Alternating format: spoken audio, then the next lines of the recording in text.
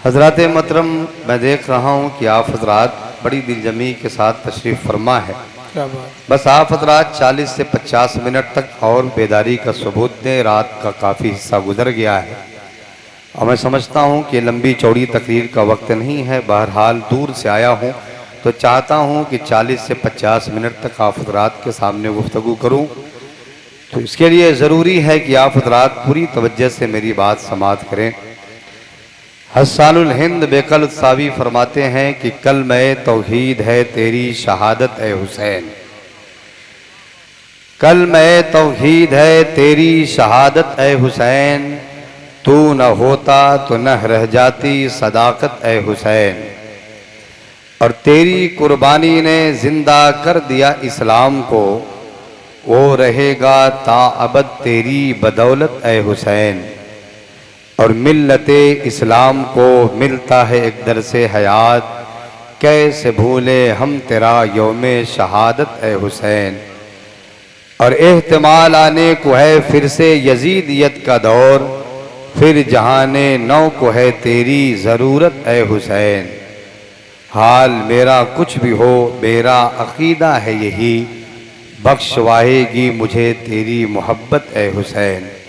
हज़रात मोहतरम, लंबी चौड़ी तमहीद नहीं, वक्त नहीं है, बड़ा कीमती वक्त आप हज़रात यहाँ पर जुटाकर बैठे हुए हैं। बड़ी तेज़ी के साथ एक 50 मिनट की गुफ्तगू आप हज़रात के सामने रख रहा हूँ।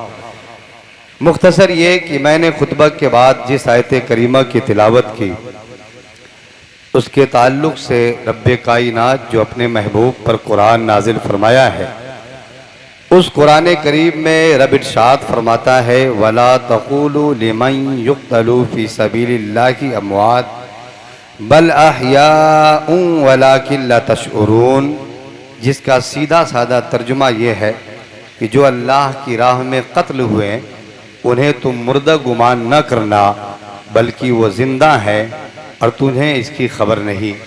हज़रात मोहतरम, अब इस आयत करीमा के ताल्लुक़ से हज़रत अब्दुल्ला इब्ने मसूद रज़ी अल्लाह ताला अन्हु ने बारगाह रिसालत में अर्ज़ किया कि या रसूलल्लाह, इस आयत करीमा के ताल्लुक़ से अर्ज़ किया तो मेरे आका फरमाते हैं कि ऐ अब्दुल्ला इब्ने मसूद, शहीदों की रूह जन्नत में सब्ज़ किंदीलों के अंदर रहती है और वो जन्नत में जहाँ चाहते हैं सैर करते हैं और उसके मेवे खाते हैं। हज़रात मोहतरम, अब एक दूसरी हदीस में मेरे आका शुहदा की फजीलत को यूँ बयान फरमाते हैं कि शहीद के लिए 6 खूबियाँ हैं। पहली खूबी ये कि शहीद के खून का पहला कतरा ज़मीन पर गिरने से पहले ही उसे बख्श दिया जाता है और जन्नत में उसका ठिकाना दिखा दिया जाता है। और शहीद के लिए दूसरी खूबी ये है कि उसे अज़ाब कब्र का खौफ नहीं रहता, और शहीद के लिए तीसरी खूबी ये है कि उसे जहन्नम के अज़ाब का खौफ नहीं रहता, और चौथी खूबी शहीद के लिए यह है कि कल क़यामत के दिन उसके सर पर ऐसा ताज रखा जाएगा जिसकी रोशनी से अहले मैसर की आंखें खीरा हो जाएंगी। और पांचवी खूबी शहीद के लिए ये है कि उसके निकाह में बड़ी बड़ी आँखों वाली 72 हूरें पेश की जाएगी। और छठी खूबी ये है कि वह अपने अजीज़ों में से, रिश्तेदारों में से ऐसे 70 अफराद की वो बख्शिश कराएगा जिस पर जहन्नम वाजिब हो गई थी। हज़रात मोहतरम, अब ज़रा आप इससे अंदाज़ा लगाइए, ये पंखे को थोड़ा इधर घुमा दीजिए, आवाज़ थोड़ा सा, हाँ हवा इधर ना आए, इधर घुमा दीजिए। अब ज़रा आप इससे अंदाज़ा लगाइए, तवज्जो दीजिएगा, आप इससे अंदाज़ा लगाइए कि शहादत की कितनी अजीम फजीलत है, शहादत कितनी अजीम नेमत है। आप हज़रात की तवज्जो इधर होनी चाहिए। आप हज़रात देखें, ये इतनी अजीम नेमत है, शहादत इतनी अजीम, शहादत की इतनी अजीम फजीलत है कि मेरे आका सल्लल्लाहु ताला अलैहि वसल्लम इरशाद फरमाते हैं, हज़रत अबू हुरैरा से रवायत हो फरमाते हैं कि आकाए दो आलम सल्लल्लाहु ताला अलैहि वसल्लम इरशाद फरमाते हैं कि मेरी ये तमन्ना है कि मैं अल्लाह की राह में कत्ल किया जाऊं, फिर जिंदा किया जाऊं, फिर कत्ल किया जाऊं, फिर जिंदा किया जाऊं, फिर मारा जाऊं। अब हज़रात अंदाज़ा लगाइए कि शहादत इतनी अजीम नेमत है कि आकाए दो आलम सल्लल्लाहु ताला अलैहि वसल्लम को भी इसकी तमन्ना थी। लेकिन रब्बे कायनात का कुरान करीम में इरशाद, वल्लाहु यासिमुका मिनन नास, यानी अल्लाह लोगों से आपको बचाएगा। तो पता ये चला कि आकाए दो आलम सल्लल्लाहु ताला अलैहि वसल्लम को, आकाए दो आलम सल्लल्लाहु ताला अलैहि वसल्लम को रब्बे कायनात की बारगाह में शहीद होने से माने था। लेकिन यह भी जरूरी था कि आपके शहादत की तमन्ना पूरी हो, आपकी दुआ पूरी हो, आपके शहादत की आरजू पूरी हो। तो अल्लाह ताला ने आपकी शहादत की तमन्ना को यूं पूरी फरमाया कि आपकी शहादत के लिए हजरत इमाम हुसैन रजी अल्लाह ताला अन्हु को चुन लिया, जिन्हें आप अपना बेटा कह के पुकारते थे। पता ये चला कि हजरत इमाम हुसैन रजी अल्लाह ताला अन्हु की शहादत तन्हा इमाम हुसैन रजी अल्लाह ताला अन्हु की शहादत नहीं है, बल्कि सीरतुन नबी सल्लल्लाहु ताला अलैहि वसल्लम का एक बाब है।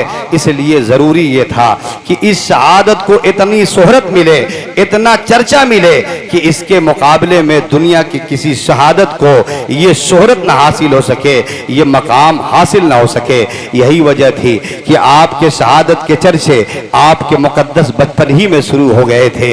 अभी हजरत इमाम हुसैन रजी अल्लाह ताला अन्हु इस दुनिया में तशरीफ लाए नहीं थे कि आपके शहादत के चर्चे आम हो गए थे।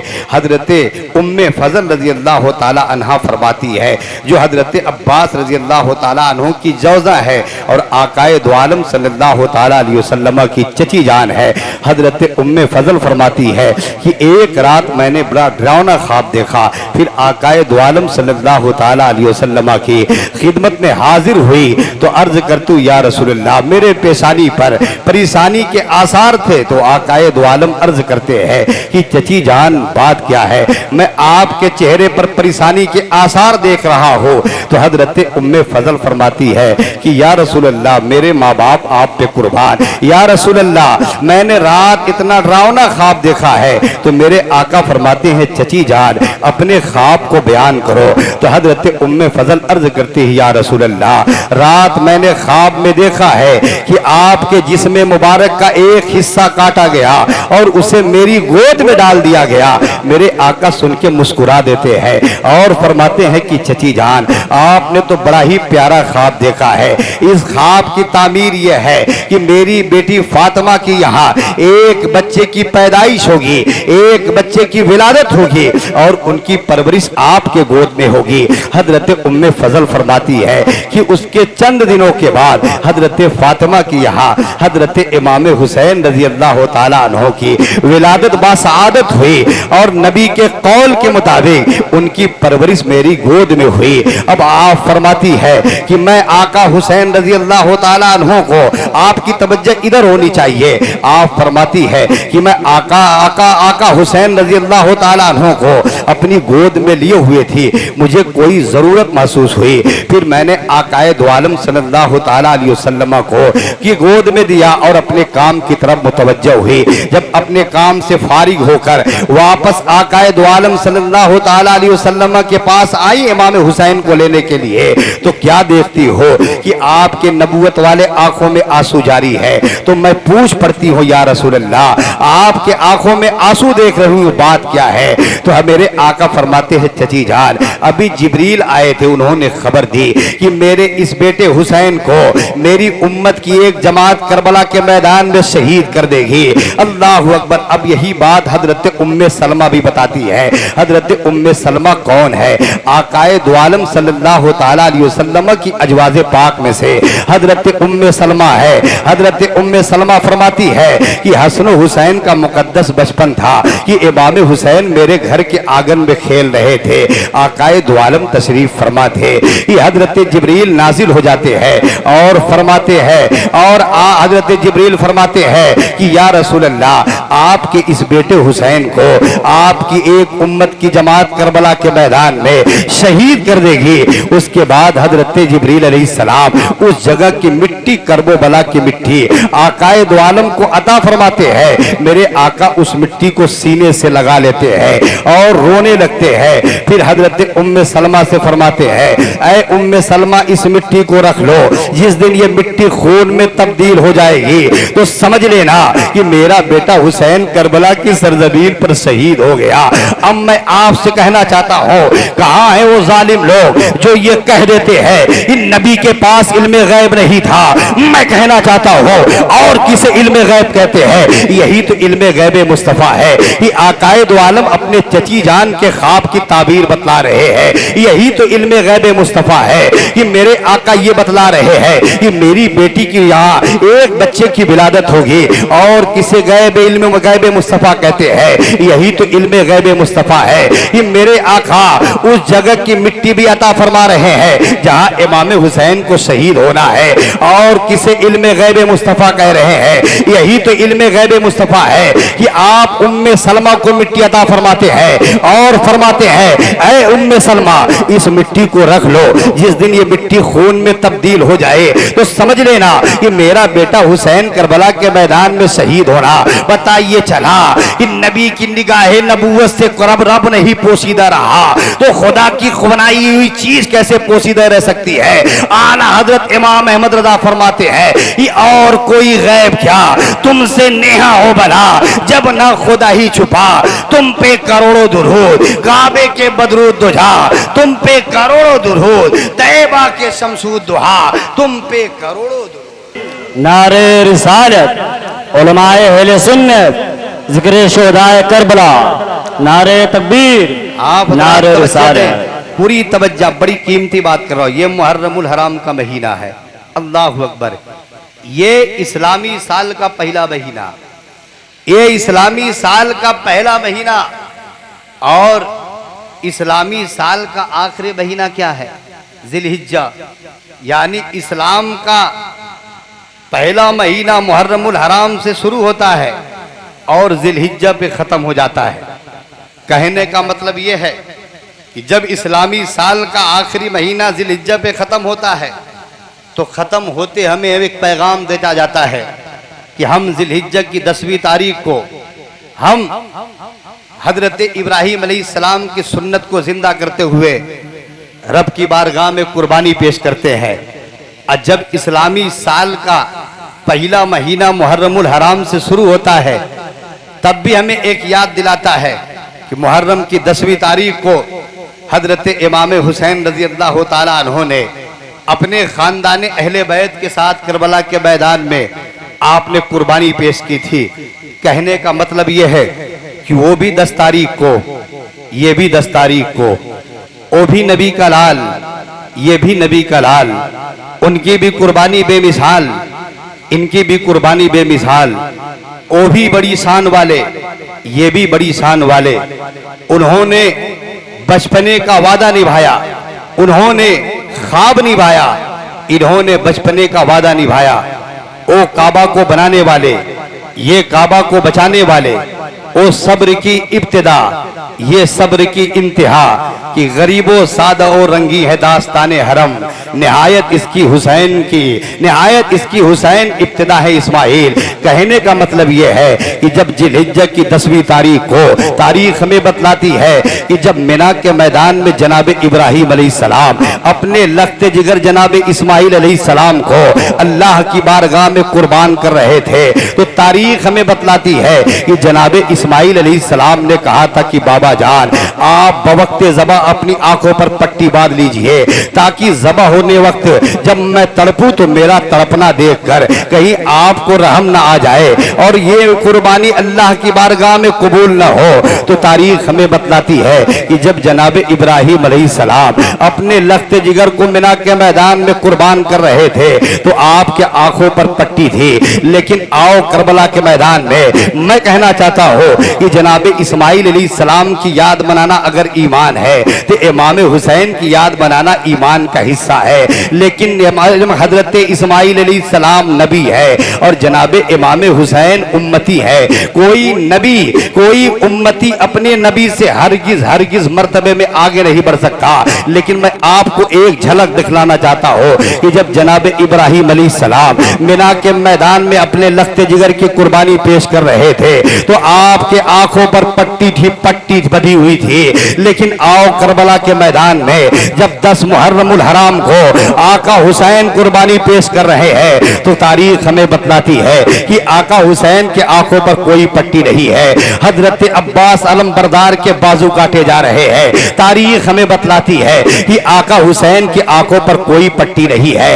हजरत औनो मोहम्मद को करबला की गर्म रेतों पर घसीटा जा रहा है। तारीख हमें बतलाती है कि आका हुसैन की आंखों पर कोई पट्टी नहीं है। हजरत अली अकबर की कड़ियल जवानी करबला में लूटी जा रही है। आका हुसैन की आंखों पर कोई पट्टी नहीं है। हजरत कासिम के सीने में नेज़े मारे जा रहे हैं लेकिन आका हुसैन की आंखों पर कोई पट्टी नहीं है। हजरत अली अकबर के हजरत अली असगर के खुश के गले को तीरों से छेदा जा रहा है लेकिन तारीख हमें बतलाती है कि आका हुसैन की आंखों पर कोई पट्टी नहीं है। हजरत ज़ैनब की चादर तफहीर फाड़ी जा रही है लेकिन तारीख हमें बतलाती है कि आका हुसैन के आंखों पर कोई पट्टी नहीं है। दिन के मुकम्मल उजाले में करबला की गर्म रेतों पर ख़ैमे हुसैनी को जलाया जा रहा है लेकिन तारीख हमें बतलाती है कि आका हुसैन की आंखों पर पट्टी नहीं है। ए आका हुसैन, तूने करबला की धरती पर ओ अजीमुस्शान कुर्बानी पेश की है कि रहती दुनिया तक कोई माई का लाल तेरी कुर्बानी को भुला नहीं सकता। जब तक इस्लाम जिंदा रहेगा आका हुसैन की कुर्बानी जिंदा रहेगी। जब तक कुरान जिंदा रहेगा आका हुसैन की कुर्बानी जिंदा रहेगी। जब तक मुसलमान जिंदा रहेंगे आका हुसैन की कुर्बानी जिंदा रहेगी।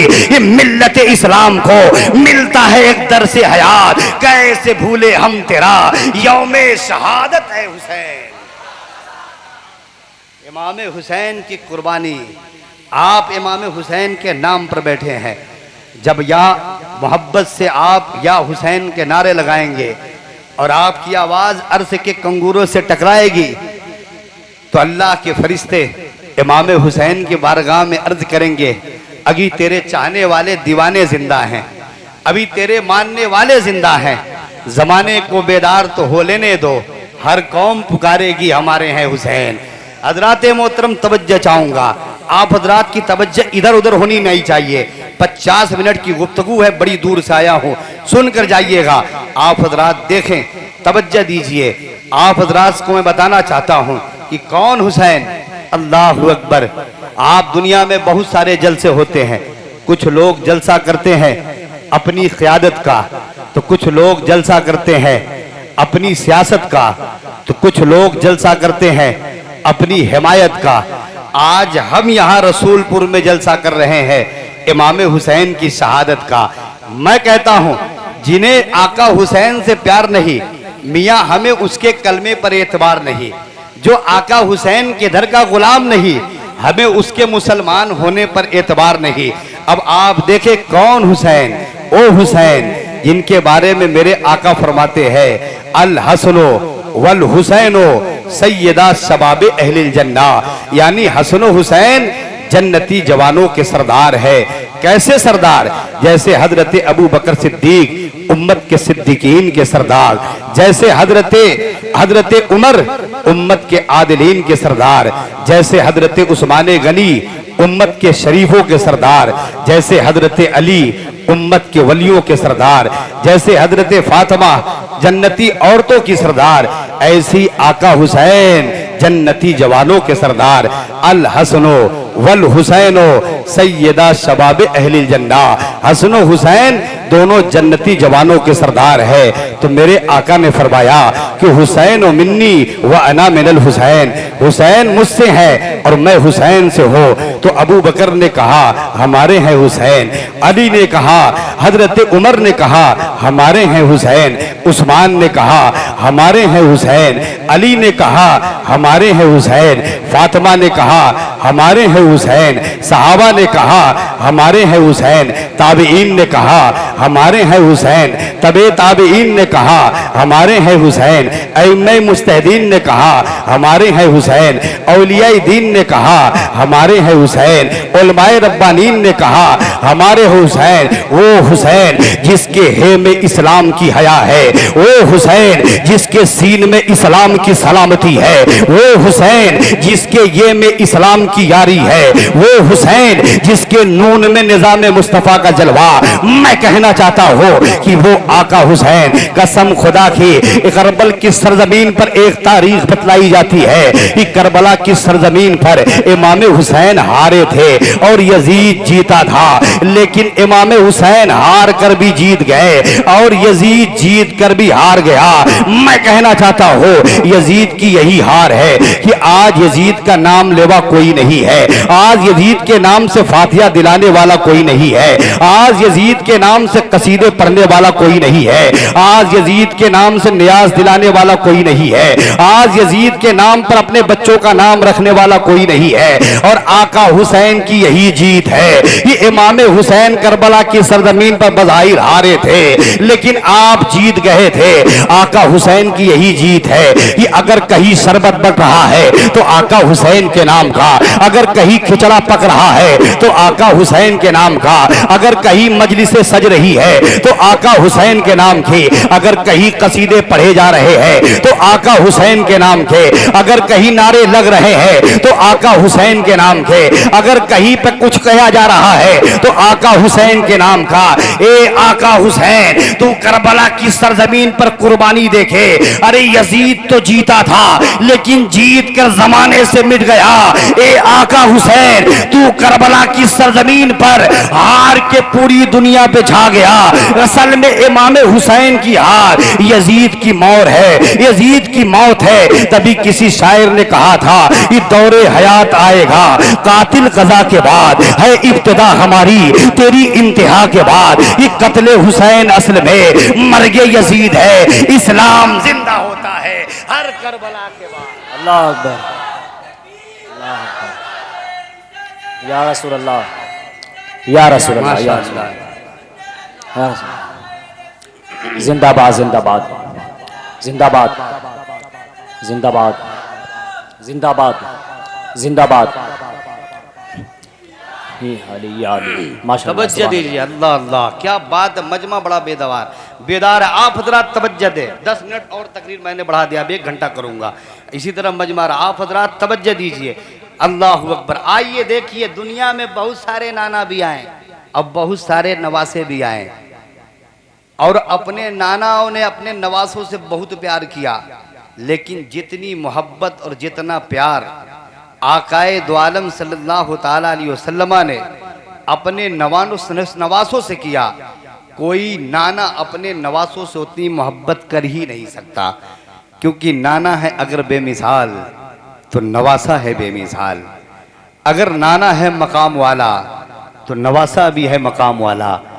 अगर नाना है मर्तबे वाले तो नवासा भी है मर्तबा वाला। अगर नाना है इमामुल अंबिया तो नवासा है सैयदुस शुहदा। कसम खुदा की, हजरत अनस फरमाते हैं, मिशकात शरीफ की हदीस है, आप फरमाते हैं कि हम आकाए दो आलम सल्लल्लाहु ताला अलैहि वसल्लम की खिदमत में बैठे रहते थे तो हम बारहा ये देखा करते थे कि आप किसी को भेजते और फरमाते कि जाओ मेरी बेटी के दरवाजे पर जाकर ये पैगाम दे दो कि हसन हुसैन को सजाकर अपने नाना की खिदमत में भेज दे। तो कोई सहाबी जाकर हजरत अली के दरवाजे से आवाज़ देता कि हसन हुसैन को सजाकर मस्जिद नबवी में नाना जान के पास भेज दो। तो हजरत फातिमा अपने बाबे का पैगाम पाकर हसन हुसैन को सजाकर आके की बारगाह में भेज दिया करती थी। अब आप हजरात की तवज्जो चाहता हो, हजरत अनस फरमाते हैं कि हमने बारहा देखा कि जब हसन हुसैन आकाए दो आलम सल्लल्लाहु तआला अलैहि वसल्लम की खिदमत में आया करते थे तो आप बार बार उन्हें सूंघा करते थे, बार बार उनकी पेशानी को बोसा देते, उनके रुखसार को बोसा देते, उनके गले को चूमते, सीने से लगाते और बार बार आप सूंघा करते थे। अब हजरत अनस फरमाते हैं कि सहाबा इकराम को तजस्सुस हुआ। आप पूछते हैं या रसूल अल्लाह, लोग अपनी औलाद को चूमते हैं, उसके रुखसार को बोसा देते हैं, उसको चेहरे, उसको पेशानी को बोसा देते हैं, लेकिन या रसूल अल्लाह ये बात तो समझ में आती है, लेकिन ये बात हमें समझ में बिल्कुल नहीं आई कि आप हसन हुसैन को बार बार सूंघा क्यों करते हैं, बार बार इन्हें सूंघते क्यों है। तो अब मेरे आका फरमाते, ए मेरे मुकद्दस सहाबा सुनो सुनो, मेरे आका फरमाते हैं कि इन्नल हसन वल हुसैना हुमा रैहानी मिनद दुनिया, यानी हसन हुसैन दुनिया में जन्नत के दो फूल है। मेरे आका फरमाते, ए मेरे मुकद्दस सहाबा, जब मैं हसन हुसैन को सूंघा करता हो तो इनके जिस्मों से मैं जन्नत की खुशबू पाया करता हो, जन्नत के फूलों की खुशबू पाया करता हो। अब मैं आपसे कहना चाहता हूं कि आप भी साहिब औलाद हैं, आपके पास भी औलादे होंगी। हम अपनी औलादों को सूंघा करते हैं तो उनके जिस्मों से तेल और सेंट की खुशबू आती है, पाउडर की खुशबू आती है, लेकिन जरा हसन हुसैन का मर्तबा देखिए कि मेरे आका उनके जिस्म मुबारक को सूंघा करते थे तो उनके जिस्म मुबारक से जन्नत के फूलों की खुशबू आया करती थी। और आए क्यों नहीं, अरे जो जन्नती जवानों के सरदार ठहरे तो उनके जिस्मों से जन्नत की खुशबू क्यों नहीं आएगी। इसीलिए आला हजरत इमाम अहमद रजा खान फाजिले बरेलवी हमें अकीदा देते हैं और फरमाते हैं कि क्या बात रजा उस चमनिस्तान करम की, जहरा है कली जिसमें हुसैन और हसन फूल। अल्लाहु अकबर। ये देखिए आप हजरात, तवज्जो चाहूंगा आप हजरात की, जरा आप हजरात पूरी तवज्जो दें, सुनते रहें। माशाअल्लाह बहुत अच्छा सुन रहे हैं आप हजरात, तवज्जो दें, सुनते रहें। ये हसन हुसैन का मर्तबा है।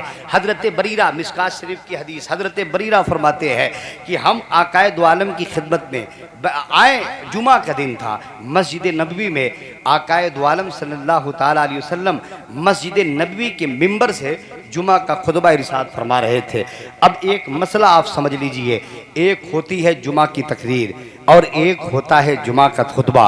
अगर जुमा की तकरीर हो रही है तो मसला ये है कि आप नमाज पढ़ सकते हैं, कहीं आ जा सकते हैं, आप उठ बैठ सकते हैं, ज़रूरत के तहत कुरान पढ़ सकते हैं, तस्बीह पढ़ सकते हैं, वजीफा पढ़ सकते हैं। लेकिन अगर खतीब मिंबर पर बैठ जाएगा जुमा का खुतबा पढ़ने के लिए तो अब मसला आप सुन लीजिए, अब आप उठ बैठ नहीं सकते, नमाज नहीं पढ़ सकते, तस्बीह नहीं पढ़ सकते, कोई वजीफा नहीं कर सकते, कुरान नहीं पढ़ सकते, बल्कि खामोशी से आपको खुतबा सुनना है, पूरी खामोशी से गर्दन भी नहीं घुमा सकते, पूरी खामोशी खुतबा सुनना है।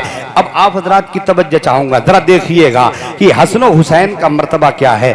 हजरत बरीरा फरमाते हैं कि जुमा का दिन था, मेरे आका मस्जिद नबवी पर खड़े होकर जुमा का खुतबा इरशाद फरमा रहे थे। अब हजरत बरीरा फरमाते हैं कि मस्जिद नबवी के ठीक सामने हजरत अली का घर था, हजरत फातिमा का घर था। अब आप फरमाते हैं, बरीरा फरमाते हैं कि फातिमा का दरवाजा खुला, मैंने देखा कि हसन हुसैन अभी नया नया चलना सीख रहे थे, अभी उनका मुकद्दस बचपन था, आप नया नया चलना सीख रहे थे। आप साहिब औलाद हैं, आप हजरात जानते हैं कि जब बच्चे नया नया चलना सीखते हैं तो उनके चलने का कितना प्यारा अंदाज होता है। चंद कदम चलते हैं, लड़खड़ाते हैं, गिरते हैं, फिर उठते हैं, संभलते हैं, चलते हैं। हजरत बरीरा फरमाते हैं बिल्कुल यही हाल था, हसन हुसैन अभी नया नया चलना सीख रहे थे।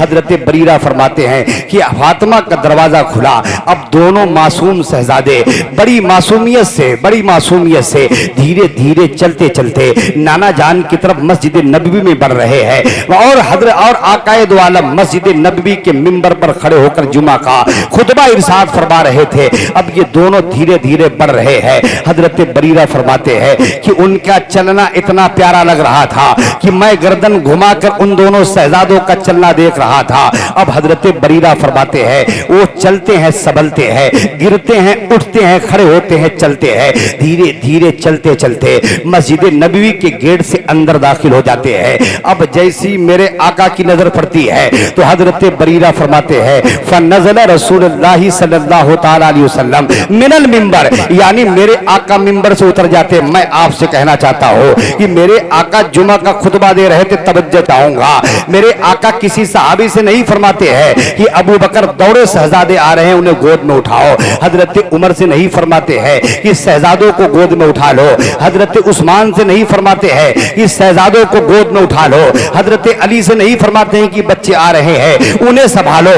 लेकिन हजरत बरीरा फरमाते हैं कि फनज़ल रसूलुल्लाह सल्लल्लाहु तआला अलैहि वसल्लम मिनल मिंबर, यानी मेरे आका मिंबर से उतर जाते हैं, खुतबा अधूरा छोड़ देते हैं, मिंबर से नीचे उतर जाते हैं और अपने दोनों शहजादों को उठाते हैं, अपनी रान पर बैठाते हैं, मिंबर पर बैठ जाते हैं। फिर फरमाते हैं फलम असबिर फलम असबिर फलम असबिर, मतलब ये हुआ कि इनके चलने से और लड़खड़ा कर गिरने से मुझे इतनी तकलीफ पहुंची कि मैंने खुतबा अधूरा छोड़ दिया, मिंबर से नीचे उतर गया।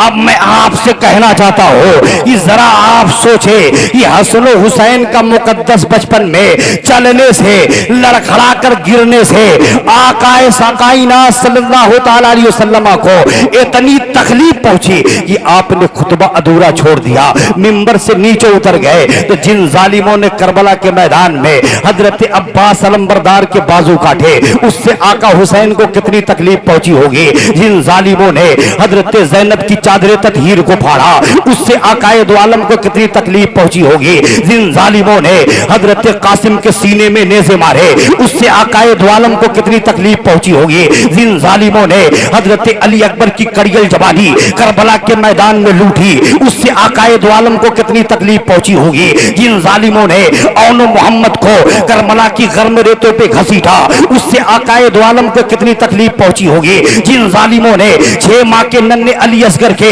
उसके गले को तीरों से छेड़ा था, उससे आकाए दो आलम को कितनी तकलीफ पहुंची होगी। और जो नबी को तकलीफ देता है वो रब को तकलीफ देता है।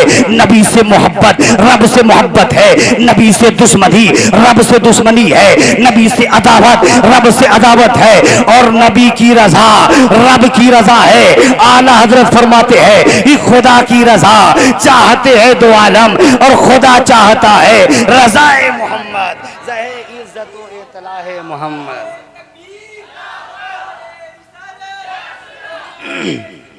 जिंदाबाद जिंदाबाद जिंदाबाद जिंदाबाद जिंदाबाद या अली माशाल्लाह सुभान अल्लाह माशाल्लाह बहुत खूब अल्लाह अल्लाह। बस करें तकरीर और बोल इरशाद होता हो। चलिए नवाजिश हो माशाल्लाह बहुत। बनारस तक का सफर करके जाना है और सुबह मदरसा भी पढ़ाना है।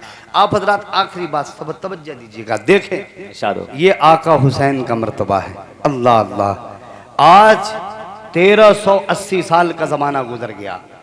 इमाम हुसैन ने करबला की सरजमीन पर शहादत पेश की थी, लेकिन जरा 1380 साल का जमाना कोई मामूली जमाना नहीं होता है।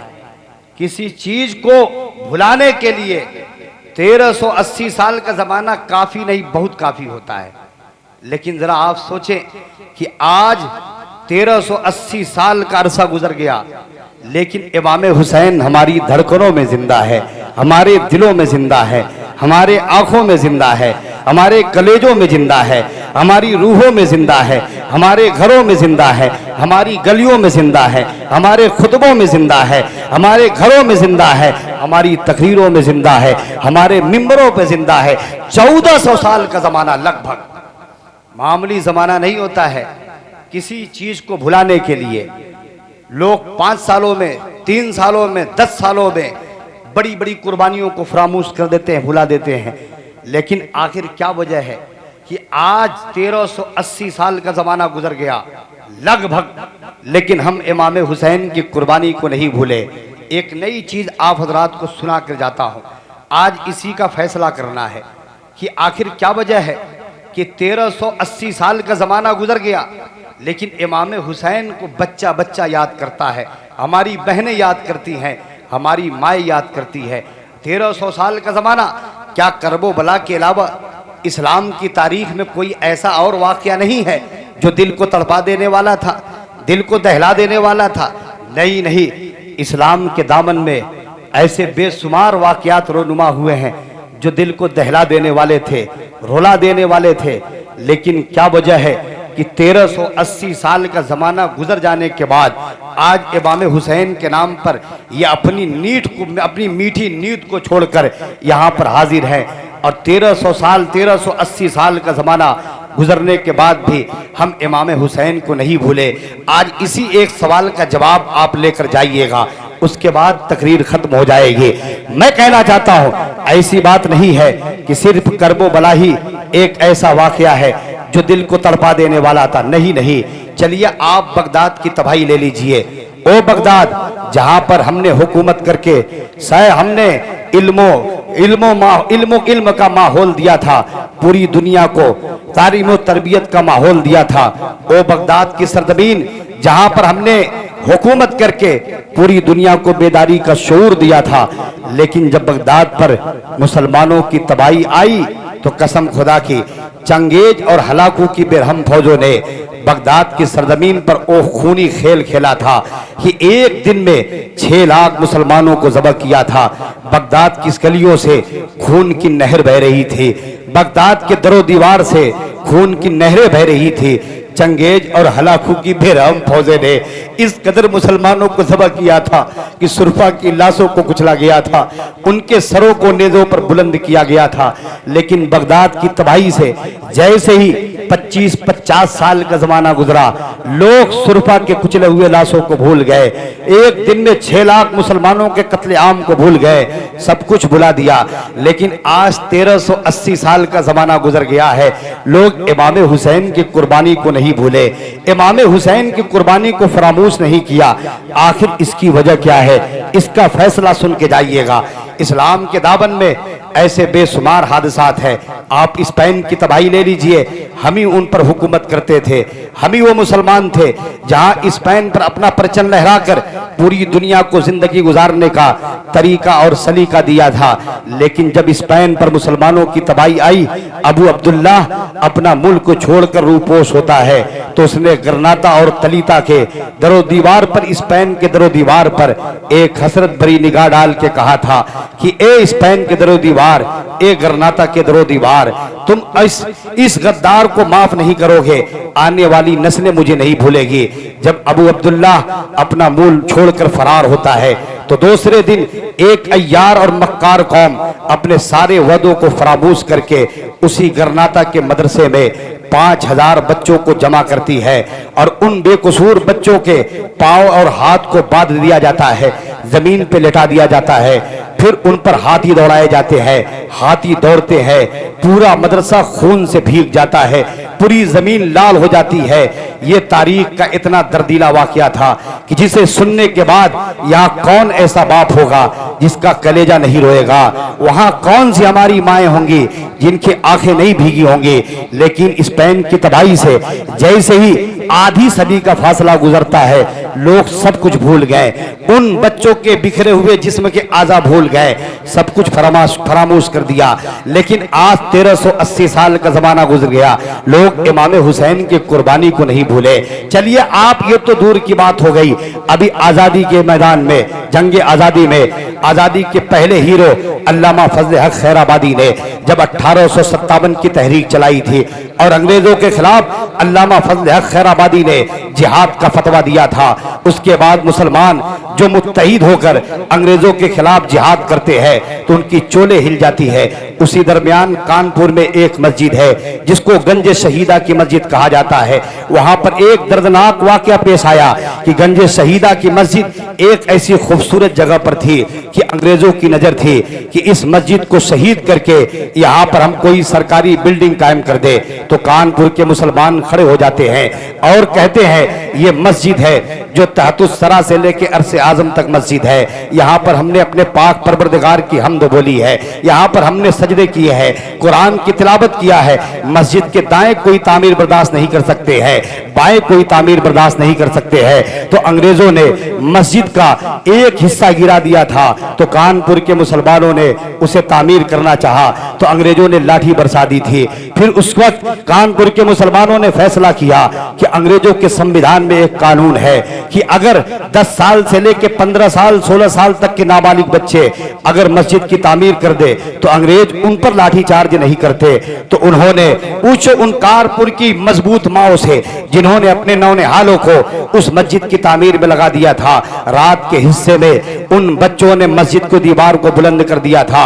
जब सुबह की सफेदी फैली है तो तन के गोरे बन के काले भुअरी चमड़ी वाले अंग्रेजों आए। आने के बाद देखते हैं कि मासूम बच्चे, छोटे छोटे बच्चे अपना सीना थान कर खड़े हैं कि हम मस्जिद को गिरने नहीं देंगे। तो उन जालिमों ने उन बच्चों पर बंदूक के 17 राउंड फायर करते हैं, गोलियां चलती है, उनके जिस्म छलनी हो जाते हैं। ये तारीख का इतना दर्दीला वाकया था कि पूरी मस्जिद लहूलुहान हो जाती है।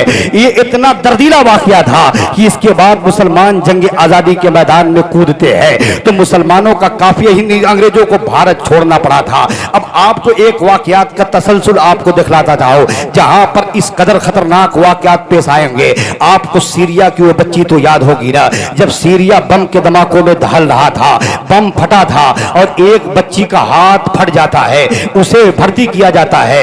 डॉक्टर ने कहा था कि इस बच्ची का हाथ काटना पड़ेगा तो उस बच्ची ने मासूमियत से कहा था कि डॉक्टर अंकल मेरा हाथ काट दीजिएगा लेकिन मेरी कमीज को आस्तीन को मत काटिएगा कि इसके अलावा मेरे पास कोई दूसरा कपड़ा नहीं है। आपको अफगान की वो बच्ची तो याद होगी ना, जब अफगान बम के धमाकों से दहल रहा था, जब अफगान में लड़ाइयां छिड़ी हुई थी और बम के धमाकों से दहल रहा था, बम फटा था, भागते हुए कैमरामैन का सामना एक बच्ची से हो जाता है। अब कैमरामैन ने उस बच्ची पर फोकस किया था, बच्ची बेहिजाब थी, उसने बड़ी मासूमियत से कहा था कि कैमरा वाले अंकल मेरी तस्वीर न खींचिएगा, मैं बेहिजाब हूं। मैं आपसे कहना चाहता हूं, आपको आखियात का मैं ये दर्दीला वाकया दिखला रहा हूं। आपको इराक का बच्चा तो याद होगा ना, जब इराक बम के धमाकों से दहल रहा था तो उस बच्चे ने बड़ी हसरत से आसमान की तरफ आंख करके कहा था, ए मेरे पाक परवरदिगार तू अपने पास तो मुझे बुला ले ताकि एक वक्त तो भरपेट के खाना खा सको। मैं आपसे कहना चाहता हूं कि आखिर क्या वजह है। अब वाकयात का एक तसलसल आपको दिखलाना चाहता हूं जहां खाको खून की होली खेली गई, वो आसाम का कत्लेआम, वो म्यांमार में मुसलमानों का कत्लेआम, वो बर्मा में मुसलमानों की खून की होली खेली गई, वो गोधरा का हत्याकांड, वो गुजरात में मुसलमानों की खून की होली खेली गई, वो कानपुर में मुसलमानों का कत्लेआम। इन तमाम कत्लेआम को हमने एक सदी के अंदर अंदर भुला दिया, 30 से 25 साल के अंदर अंदर भुला दिया। लेकिन आखिर वजह क्या है कि इमाम हुसैन ने करबला की सरजमीन पे 1380 साल पहले एक कुर्बानी पेश की थी, लेकिन इमाम हुसैन की कुर्बानी हमारी धड़कनों में जिंदा है, हमारी नजरों में जिंदा है, हमारे घरों में जिंदा है, हमारे दिलों में जिंदा है, हमारे खुतबों में जिंदा है, हमारे दिनों में, हमारी मजलिसों में जिंदा है। आखिर इसकी वजह क्या है तो आपको बतलाना चाहता हूं। इसकी वजह यह है कि वाकयात की दो नवैयत होती है, एक वो वाकया जिसे आप महज इत्तेफाक का नतीजा कह लीजिए या किसी जालिम के जुल्म सितम की दास्तान कह लीजिए, लेकिन एक वो वाकया जिसके पीछे एक जिंदा निजाम की तहरीक मौजूद है। तो इमाम हुसैन ने करबला की सरजमीन पर इस्लाम की तहफ्फुज़ व बका के लिए कुर्बानी दी थी, इस्लाम की मानव मर्यादा को बचाने के लिए कुर्बानी दी थी। तो जब तक इस्लाम जिंदा रहेगा, फैसला हो गया कि जब तक इस्लाम जिंदा रहेगा इमाम हुसैन की कुर्बानी जिंदा रहेगी, जब तक कुरान जिंदा रहेगा आका हुसैन की कुर्बानी जिंदा रहेगी, जब तक मुसलमान जिंदा रहेगा आका हुसैन की कुर्बानी जिंदा रहेगी। कि मिल्लत इस्लाम को मिलता है दर से हयात, कैसे भूले हम तेरा यौमे शहादत है हुसैन, कि कल मैं तौहीद है तेरी शहादत है हुसैन, तू न होता तो न रह जाती सदाकत है हुसैन। नारे तकबीर, नारे रिसालत, उलमाए अहले सुन्नत, अल्लामा हसन रजा साहब क़िबला, शहदाए करबला, नारे तकबीर, नारे रिसालत। बहुत खूब। बस आखिरी बात चल रही है, आखिरी बात चल रही है, उसके बाद तकरीर खत्म। बहुत दिल जमाई से लोग माशाअल्लाह सुनते रहिए, बस आखिरी बात। सब्र करके दूर तक जाना। आखिरी बात चले सुनिए। अब का कहते करबो बला को आप जरा एक नुक्ते नजर से देखिए, कुछ नई बातें सिखा के जा रहा हूं, याद रखिएगा आइंदा साल तक। माशाअल्लाह चाचा जान को अल्लाह उम्र तवील दे और इनकी उम्रों में खूब खूब बरकतें अता फरमाए। जो यहाँ पर हाजिर हैं इनको भी उम्रों में बरकतें अता फरमाए, जो किसी वजह से हाजिर न हो सके उनको भी उम्रों में बरकतें अता फरमाए। वाक़यात करबो बला को आप एक नुक्ते नज़र से देखिए। आप देखते हैं कि अल्लाह ताला ने इस दुनिया में, नई बातें बोल रहा हूँ तवज्जो दीजिएगा, इंसानों की हिदायत के लिए बहुत सारे वाक़यात आपने सुने होंगे आप, और मैं समझता हूँ कि आपको करबला के वाक़यात याद भी होंगे, लेकिन कुछ नई बातें सुन के जाइए। आप देखिए कि अल्लाह ने इस दुनिया में इंसानों की हिदायत के लिए कमोबेश 1,24,000 अंबिया इकराम को भेजा। ये उलमा इकराम तशरीफ़ फरमा, इनसे पूछिए जनाब आदम अलैहिस्सलाम से लेकर जनाब ईसा अलैहिस्सलाम तक तो कोई ज़माना अंबिया इकराम से खाली नहीं रहा, हर ज़माने में अंबिया इकराम मौजूद थे। लेकिन उसके साथ साथ आपने उलमा से यह भी सुना होगा, जैसे ही वो अंबिया इकराम इस दुनिया से तशरीफ़ ले गए और उनकी ज़िंदगी से 50 साल का फासला गुजरा, लोगों ने उनकी किताबों को बदलना शुरू कर दिया, उनके पैगामात को बदलना शुरू कर दिया, उनकी शरीयत को बदलना शुरू कर दिया, उनकी सीरत को बदलना शुरू कर दिया। सब कुछ में चेंजिंग, सब कुछ में बदलाव, सब चीज़ में तगय्युर तबद्दुल कर दिया। तौरेत के साथ भी यही हुआ, इंजील के साथ भी यही हुआ, ज़बूर के साथ भी यही हुआ, ओल्ड टेस्टामेंट, कदीम अहदनामा, सहीफ़े, ये तमाम चीज़ें तरमीम कर दी गई, सब कुछ बदल दिया गया, सब कुछ मिटा दिया गया। ज़रा आप सोचे, अब आप सोचते होंगे जब अल्लाह ताला ने इन किताबों को नाजिल किया तो अल्लाह के इन नाफरमान बंदों ने इन किताबों को बदला क्यों? तो अल्लाह जानता था कि ये दाऊद आखिरी पैगंबर नहीं है, ये मूसा आखिरी पैगंबर नहीं है, ये ईसा आखिरी पैगंबर नहीं है। एक पैगंबर की शरीयत को बदला जाएगा, दूसरा पैगंबर दूसरी शरीयत लेकर आएगा। एक पैगंबर की किताबों को बदला जाएगा, दूसरा पैगंबर दूसरी किताबें लेके आएगा। एक पैगंबर की सीरत को बदला जाएगा, दूसरा पैगंबर दूसरा आईन, ज़ाब्ता, कानून, संविधान लेकर आएगा। लेकिन जब सबसे आखिर में अल्लाह ताला ने अपने आखिरी पैगंबर नबी आखिरुज़्ज़मा हजरत मोहम्मद मुस्तफ़ा सल्लल्लाहु ताला अलैहि वसल्लम को मक्का की सरजमीन पर मबूस फरमाया तो साथ साथ कुरान में अल्लाह ने ऐलान फरमाया वो खातमन नबीईन, ये आखिरी नबी है, अब इनके बाद कोई नबी नहीं होंगे। उसके बाद अल्लाह फरमाता है ऐ महबूब अब आपकी शरीयत बदली नहीं जाएगी, न आपकी हदीसें बदली जाएंगी, न आपका आईन बदला जाएगा, न आपका ज़ाब्ता बदला जाएगा, न आपका कानून बदला जाएगा, न कुरान बदला जाएगा। रब फरमाता है इन्ना नहनु नज़्ज़लना ज़िक्रा व इन्ना लहु लहाफ़िज़ून, हम ही कुरान को नाजिल करने वाले हैं और हम ही इसकी हिफाजत करने वाले हैं। तो अब ये नहीं हो सकता था कि कुरान के अंदर बदला जा जाए, कुरान को बदला जा सके, कुरान के अंदर चेंजिंग ला जा सके,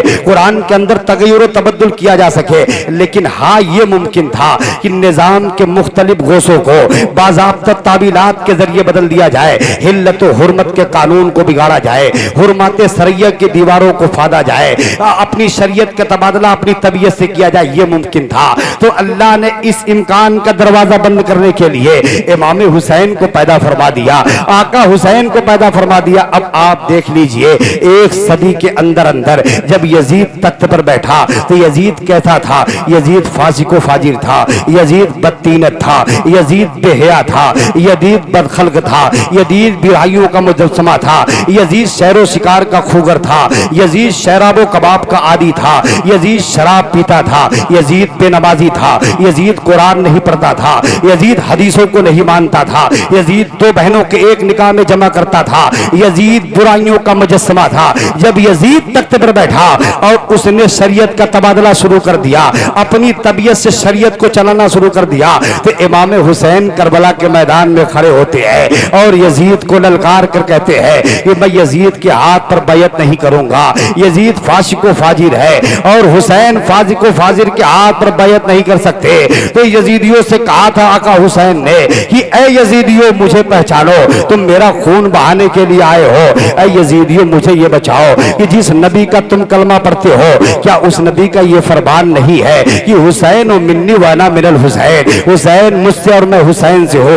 ए यजीदियों मुझे ये बताओ कि जिस नबी का तुम कलमा पढ़ते हो क्या उस मेरे नाना जान का ये फरमान नहीं है कि अल हसन वल हुसैन हो सैयदा शबाब अहलिल जन्नत, हुसैना, हसन हुसैन दोनों जन्नती जवानों के सरदार है। ऐ यजीदियों मुझे ये बताओ कि जिस मेरे नाना का तुम कलमा पढ़ते हो, क्या उस मेरे नाना का ये फरमान नहीं है कि इन्नल हसन वल हुसैना हुमा रैहानी मिनद दुनिया, बेशक हसन हुसैन दुनिया में जन्नत के दो फूल है।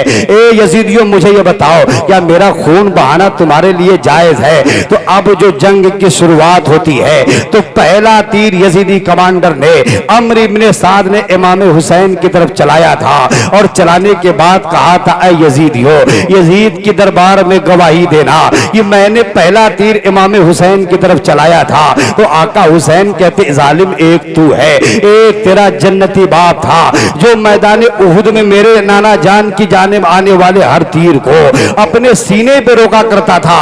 इनकलाबात है जमाने के, जरा बाप की भी तकदीर देखो और बेटे भी की तकदीर देखो। बाप है हजरत साद बिन अबी वकास रजी अल्लाह तआला अन्हु और बेटा अम्र इब्ने साद है जो करबला में इमाम हुसैन की तरफ पहला तीर चलाया था। अब जरा आओ उहुद के मैदान में हजरत साद बिन अबी वकास रजी अल्लाह तआला अन्हु कुफार के आने वाले तीर को अपने सीने पर रोकने के लिए, नबी के जानिब आने वाले अपने सीने पर रोकने के लिए कभी रसूल के दाएं जानिब आ जाते, कभी रसूल के बाएं जानिब जाते, कभी रसूल के आगे आ जाते, कभी रसूल के पीछे आ जाते। जंग के मैदान में हजरत साद बिन अबी वकास से मेरे आका इतना मुतासिर थे कि अपने कमाने मुबारक का तीर देते जाते थे और फरमाते जाते थे कि साथ चलाओ तीर, मोहम्मद के माँ बाप तुम पर कुर्बान, मोहम्मद तुमसे राजी है और मोहम्मद के रब तुमसे राजी है। तो आला हजरत तो यही कहते हैं ये खुदा की रजा चाहते हैं दो आलम और खुदा चाहता है रजाए मोहम्मद, जहे इज्जतो एतलाए मोहम्मद है अरसे हक ज़ेरे पाए मोहम्मद। आखिरी बात जरा तवज्जो दे, अब जो जंग की शुरुआत होती है बस आखिरी बात आप हजरात दें, जाओ जाकर इसे कत्ल करो तो मैं तुम्हें गवर्नरी दिला दूंगा। तारिक बिन सीस पहलवान गवर्नरी की लालच में हजरत अली अकबर के मुकाबले में आता है। हजरत अली अकबर ने एक झटके में उसका तमाम कर दिया। अब उसके बाद यजीदी कमांडर ने कहा ये अली के शेर है, इन पर काबू पाना आसान नहीं है। अब चारों तरफ से अली असगर को घेर लो और कुत्तों की तरह अली असगर पर हमला करो। अली असगर पे हमले हो रहे हैं। हजरत अली असगर जख्मों से चूर होकर घोड़े से जमीन पे आते हैं और आपकी रूह भी प्रवास कर जाती है। इस लाश को भी उठाकर हजरत इमाम हुसैन खेमे हुसैनी के सामने रखते हैं। अब खेमे हुसैनी में सन्नाटा मचा हुआ है और रह रह के अली असगर के रोने की आवाज आती है। तारीख हमें बतलाती है कि 6 माह के अली असगर थे करबला के मैदान में, उनके रोने की आवाज आती है। हजरत इमाम हुसैन खेमे में जाते हैं, पूछते अली असगर रो क्यों रहे हैं? तो पाक बीवियों ने कहा कि अली असगर प्यासे हैं, इन जालिमों से तो कहिए कि इस बच्चे को जरा पानी पिला दे। इस 6 माह के बच्चों ने इनका क्या बिगाड़ा है? अब लोग कहते हैं कि अली असगर पानी के लिए तरस रहे थे। मैं अली असगर के गुलामों का गुलाम मैं कहना चाहता हूं कि अली असगर पानी के लिए नहीं तरस रहे थे। आप साहिब औलाद है, जब छोटे बच्चे अपनी बात मनवाना चाहते हैं, बड़ों से अपनी जिद मनवाना चाहते हैं तो वो रोने लगते हैं और रोना उनका बहाना बन जाता है। हजरत अली असगर पानी के लिए नहीं रो रहे थे, हाँ उन्हें शहादत का पानी जरूर चाहिए था। हजरत अली असगर को अपने नाना जान के हाथों हौज़े कौसर का पानी जरूर चाहिए था।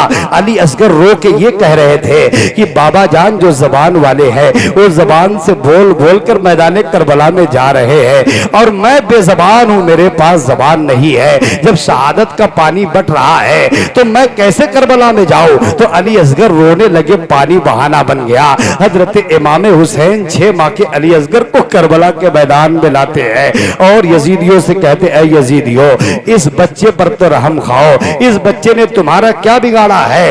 इतने में हुरमुल बदबख्त का तीर अली असगर के निशाने का, अली असगर के खुश के गले का निशाना लेकर हुरमला ने ऐसा तीर चलाया कि तीर हवाओं के सीने को चीरता हुआ अली असगर के खुश गले में पैबस्त होता हुआ हजरत इमाम हुसैन के के बाजू में पैवस्त हो जाता है, खून का फव्वारा उठा। इमाम हुसैन ने सोचा कि खून अली असगर को आसमान की तरफ उछाल दो। आवाज आई, ए हुसैन, खून अली असगर को मेरी तरफ न डालना, और न कसम उस पाक परवरदिगार की, क़यामत तक जमीन वालों पर पानी का एक कतरा नहीं गिरेगा। चौथा खून अली असगर को जमीन पर डाल दो। जमीन ने आवाज दिया, हुसैन, खून अली असगर को जमीन पे न डालना, और न कसम उस पाक परवरदिगार की कि जमीन से एक दाना भी क़यामत तक नहीं उगेगा। तो हजरत इमाम हुसैन ने खून अली असगर को अपने चेहरे पे मल लेते हैं और यजीदियों से कहते, ऐ यजीदियों, यजीद के दरबार, ये यजीदियों याद रखना, कल इमाम हुसैन मैदान महशर में अपने नाना जान के पास यूं ही जाएगा और फिर वहां देखना तुम्हारा हाल क्या होता है। मैं कहना चाहता हूं कि हजरत अली असगर कुर्बान हो जाते हैं। ये जख्मी जिगर खबीसों ने तोड़ा हुसैन का, कि शीर खार बच्चा न तो जो छोड़ा हुसैन का। फूल तो 2 दिन बहारे जा फिजा दिखला गए, हसरत तो उन गुंचों पे है जो बिन खुले मिर्जा गए। इन्ना लिल्लाहि व इन्ना इलैहि राजिऊन। सब कुछ लुटाने के बाद आखिरी बात इमाम हुसैन करबला में खड़े होते हैं और कहते, ऐ यजीदियों, याद रखना, मैं तुमसे इत्माम हुज्जत के लिए कहता हूँ कि मेरा खून मत बहाओ। यजीदियों ने कहा कि हुसैन के सामने झुकिए। इमाम हुसैन ने कहा कि हुसैन जुल्म के सामने कभी नहीं झुकेगा। कहा, हुसैन, यजीद के नाम पर बैयत कीजिए। इमाम हुसैन ने कहा, मैं यजीद के नाम पर बैयत नहीं कर सकता, मैं बैयत करूंगा तो अल्लाह के नाम पर, अल्लाह के रसूल के नाम पर। यह हाथ झुकेगा तो इस्लाम के नाम पर, यह हाथ कटेगा तो इस्लाम के नाम पर, यह सर झुकेगा तो इस्लाम के नाम पर, यह सर कटेगा तो इस्लाम के नाम पर। हुसैन के नाना जान ने जुल्म सितम की दहलीज पर सजदा करने का हुसैन आजम को कोई सबक नहीं पढ़ाया है। मुख्तसर ये आप सुनते रहते हैं कि हजरत इमाम हुसैन पर हमलों की बारिश होती है। इमाम हुसैन तीलों और तलवारों के 72 जख्म खा के आप घोड़े से जमीन पे आते हैं और अपने सर को सजदे में रखते हैं और अर्ज करते, ए मेरे मौला, दुनिया तेरे दीवाने की दीवानगी की देखेगी, तू करबला के मैदान में अपने दीवाने की दीवानगी को देख, क्या तुझे ये अदा पसंद है? आजान दे इमाम हुसैन, आवाज आ रही है, या अय्यतुहन नफ्सुल मुतमइन्ना इरजी इला रब्बिका रादियतम मर्दिया फदखुली फी इबादी वदखुली जन्नती। मैं आपसे कहना चाहता हूँ कि इमाम हुसैन कुर्बान हो जाते हैं। अब मैं आखिरी बात जो आपको समझाना चाहता हूँ वो ये है कि हर साल मुहर्रमुल हराम का महीना होता है और हम मुसलमान तारीखे करबला को दोहराते हैं, लेकिन आपको बताइए मुझे कि करबला हमें क्या पैगाम देता है? क्या तारीख करबला है? क्या पैगाम करबला है? क्या शऊर करबला है? तो करबला हमें पैगाम देता है कि शरीयत में तब्दीली किसी कीमत पर मंजूर नहीं की जा सकती है। अगर कभी नामूसे रिसालत पर बात आए तो इमाम हुसैन की कुर्बानी करबला से झांक कर हमें आवाज देगी कि ए नाना जान के उम्मतियों, कल मैंने नाना जान की शरीयत को बचाने के लिए अपने खानदान अहले बैत को लुटाया था, लेकिन इस्लाम के सुहाग को यजीदियों के हाथों लुटने नहीं दिया था। हजरत अब्बास अलंबरदार के कटे हुए बाजू नहरे फुरात से तुम्हें पुकारेंगे। हजरत अली अकबर की कड़ियल जबानी करबला से तुम्हें आवाज देगी। हजरत औनो मोहम्मद की कुर्बानी करबला से हम मुसलमानों को पुकारेगी। हजरत कासिम की कुर्बानी करबला से हम मुसलमानों को आवाज देगी। हजरत जैनब की रूह उजड़े हुए खेमों से हमें पुकारेगी। हजरत सकीना की मासूमियत करबला से हमें आवाज देगी कि ए नाना जान के उम्मतियों, अगर कभी दीन पर वक्त आया तो तुम भी अपने बाबा को इसी तरह शहादत का दूल्हा बनाकर मैदान में आगे बढ़ा देना, जिस तरह करबला में मैंने अपने बाबा इमाम हुसैन को शहादत का दूल्हा बनाकर मैदान में आगे बढ़ा दिया था। हजरत जैनब की रूह उजड़े हुए खेमों से आवाज देगी कि ए नाना जान की बहनों, अगर कभी उम्मत पर अगर कभी नाना जान के दीन पर कभी वक्त आया तो तुम भी अपने भाइयों को इसी तरह शहादत का दूल्हा बनाकर मैदान में उतार देना, जिस तरह मैंने अपने भैया इमाम हुसैन हुसैन को शहादत का दूल्हा बनाकर मैदान में उतार दिया था। इसलिए आपसे कहना चाहता हूँ कि आओ रसूलपुर के सुन्नी मुसलमानों, हम मुत्तहिद हो जाते हैं और हर दौर को यजीदियों को पहचानते हैं। यजीदियत हमारे इत्तेहाद को तोड़ने के लिए सरगर्म है, हुसैनियत इत्तेहाद बनाने का नाम है। यजीदियत कौम का खजाना लूटने का नाम है, हुसैनियत कौम का खजाना बचाने का नाम है। यजीदियत जुल्म सितम का नाम है, हुसैनियत अमन और शांति का नाम है। यजीदियत अंधेरे का नाम है, हुसैनियत उजाले का नाम है। यजीदियत पस्ती का नाम है, हुसैनियत बुलंदी का नाम है। यजीदियत कौम का खजाना लूटने का नाम है, हुसैनियत कौम का खजाना बचाने का नाम है। यजीदियत इस्लाम के परचम को झुकाने का नाम है, हुसैनियत इस्लाम के परचम को बुलंद करने का नाम है। यजीदियत जुल्म का नाम है, हुसैनियत अमन का नाम है। यजीदियत जहालत का नाम है, हुसैनियत इल्म की रोशनी का नाम है। आओ रसूलपुर के मुसलमानों, हम मुत्तहिद होकर अपने सीनों में इमाम हुसैन की मोहब्बत को जगाएं और इमाम हुसैन के जलाए हुए चरागे अमन से इस सरजमीन हिंदुस्तान को अमन का गहवारा बना दे। यही पैगाम करबला है, यही तारीख करबला है, यही शऊर करबला है। इस पैगाम का परचम लेके जब हम निकलेंगे तो बंदरे हमारा कदम चूमेंगे और हम दुनिया पे छा जाएंगे। आने वाली 21वीं सदी हमारी सदी होगी। हम ही वो मुसलमान है जो कभी अरब की सरजमीन से निकले थे 313 की तदद में। तो जब हमने भारत की सरजमीन पर 12,000 की तादाद में कदम रखा था तो हमने गंगा की मौजों को सजदे नहीं किए थे, बल्कि गंगा के किनारे वजू करके उस पाक परवरदिगार की बारगाह में हमद बोली थी। जिस पाक परवरदिगार ने हमें फाते आजम बना के भेजा था तो आवाज आई थी कि ए आबरूदे गंगा, ओ दिन है याद तुझको उतरा तेरे किनारे जब कारवा हमारा। कुछ बात है कि हस्ती मिट्टी नहीं हमारी, सदियों रहा है दुश्मन दौरे जमा हमारा। तौहीद की अमानत सीनों में है हमारे, आशा नहीं मिटाना नामो निशा हमारा। बातिल से डरने वाले ऐ आसमां नहीं हम 100 बार ले चुका है तू इम्तिहान हमारा। इस सारे जहां से अच्छा हिंदुस्तां हमारा, हम बुलबुले हैं इसकी ये गुलसिता हमारा। उमाइल बलाग अस्सलामु अलैकुम व रहमतुल्लाहि बरकातहू। फिर कभी हाजिरी हुई तो इंशाअल्लाह ताला जहाँ से छोड़ूंगा यहीं से बयान हो गया। बनारस तक का सफ़र करके जाना है और वहाँ सुबह दरसगाह में भी बैठना है, तलबा को दीन का दर्स भी देना है। अब मुझे जाने की इजाज़त दीजिए। बड़ा अच्छा आप हज़रात ने सुना। अल्लाह ताला आप हज़रात की मेहनतों को कबूल फरमाए और आपके लिए सवाब दारैन से माला माल आपको फरमाए।